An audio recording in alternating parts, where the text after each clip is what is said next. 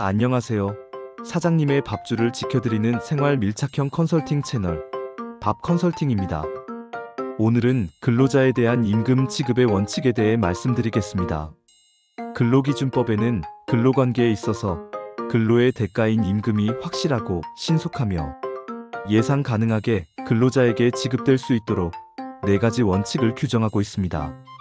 통화 지급의 원칙, 직접 지급의 원칙, 전액 지급의 원칙, 정기 지급의 원칙입니다. 원칙 하나하나 알아보도록 하겠습니다. 첫 번째, 통화 지급의 원칙. 임금은 법령이나 단체 협약의 다른 방식으로 지급하기로 정한 경우를 제외하고는 강제 통용력이 있는 한국은행법에 의한 화폐로 지급해야 합니다. 다만 단체 협약으로 정한 경우에는 조합원에 한하여 임금의 일부를 현물, 주식, 상품 교환권 등으로 지급할 수 있습니다. 두 번째, 직접 지급의 원칙. 임금은 근로자에게 직접 지급해야 합니다. 근로자의 친권자나 법정 대리인에게 임금을 지급하는 것도 허용되지 않습니다. 근로자가 지정한 은행의 은행예금, 계좌에 입금하여 임금 지급일에 인출할 수 있도록 하는 것은 가능합니다. 은행 계좌 명의는 실제로 근로를 제공한 근로자의 명의 계좌여야 하고 신용불량 등의 이유로 가족이나 타인명의 통장으로 지급해서는 안 됩니다. 또한 근로자가 임금을 받을 권리를 다른 사람에게 넘겨줬다고 해서 사용자는 다른 사람에게 임금을 지급해서는 안 됩니다. 다만 법원의 판결이나 법적 효력이 있는 압류 등에 따라 임금 채권이 압류된 경우에는 채권자인 제3자에게 지급할 수 있지만 압류 금지 금액은 근로자에게 지급해야 합니다. 참고로 최저 압류 금지 금액은 185만 원입니다.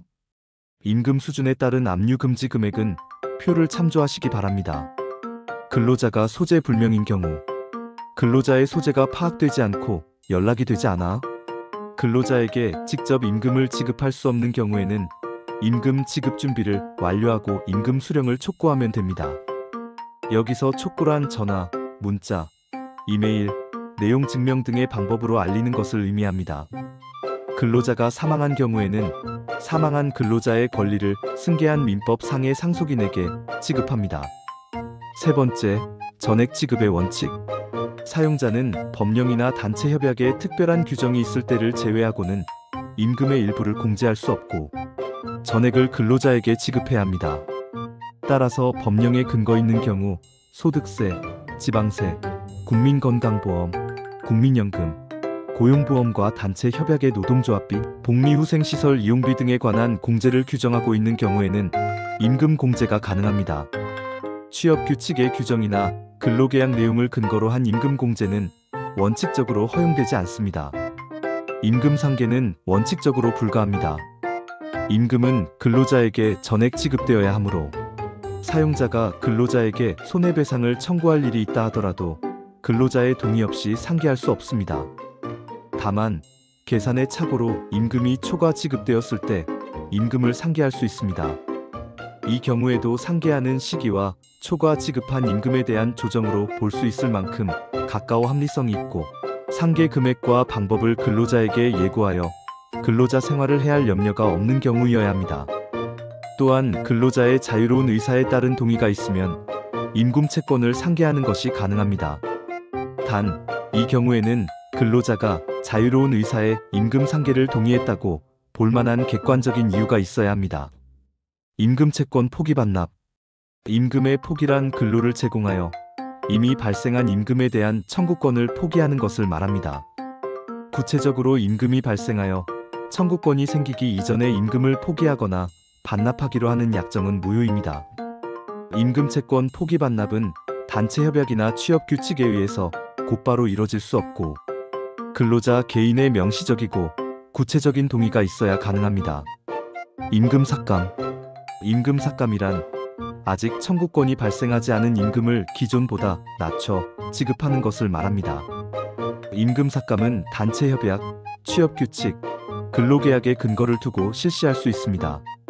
단, 단체 협약을 갱신하거나 취업 규칙 불이익 변경 절차를 거치거나 근로계약을 새로 체결해야 합니다.